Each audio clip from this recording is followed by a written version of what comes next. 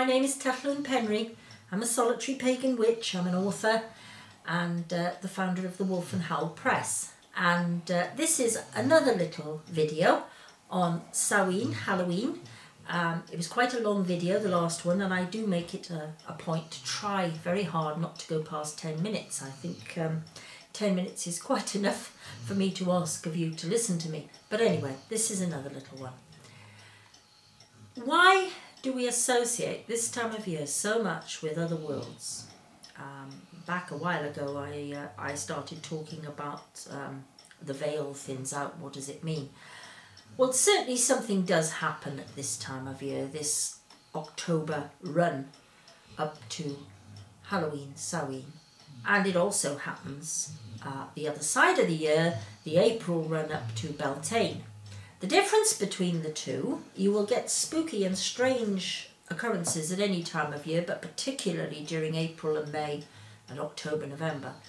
But the difference is that whereas when we're heading towards Beltane in May, we're heading towards the light, in the northern hemisphere anyway, when we're heading towards Samhain, Halloween, we're heading down towards the darkness, longer nights. I mean, the Anglo-Saxons used to do some terribly weird and wonderful calculations. They used to have long hours and short hours and things like that in their telling of the time. But anyway, certainly something happens at around this time of year. But it's up to us to look out for it. I mean, when I was a girl, I used to always walk home from school through, well, I suppose nowadays we'd call it parkland, but when I was a girl, we just called them fields because they weren't quite parkland. They weren't nicely tended flower beds. They were just open fields, very cold, very damp. But it gave you a great opportunity to see what nature was doing. You notice at this time of year, and if you haven't noticed it, give it a try, listen out next time. But you notice this time of year that the wind sounds different. It does howl. And something obviously happens with the wind. It's, you know, we might want to call it the wild hunt, fine, but you do, it's true, have some terrible storms in October. Things like the Royal Charter Gale back in the, I think it was the 1860s, but it was an absolutely dreadful storm, you know, hundreds of lives lost just around the coast of Britain. So the wind takes on a different characteristic. It is stronger, it howls. But also I would ask you now at this time of year to look at the leaves, because the leaves change too. They don't just change colour. Once we get to this time of year, they've been getting golden and orange and all those lovely rich colours. But now they darken. Now it takes on a darker shade of meaning. And if you watch them, I often see them down my street, and they dance, they go in circles. You watch them, how they go, round and round in circles, as though they're doing a circle dance. Or sometimes you'll see them. I saw one the other day, and it was coming across my road outside my house. And it looked for all the world like a little wagtail, which is a type of bird we get a lot of around here because there are mountain streams and rivers. And wagtails tend to come where there's water, and they have a very distinctive little walk, a sort of da-da-da-da-da, you know, almost like a spider, but obviously it's a bird. But they walk da-da-da-da-da.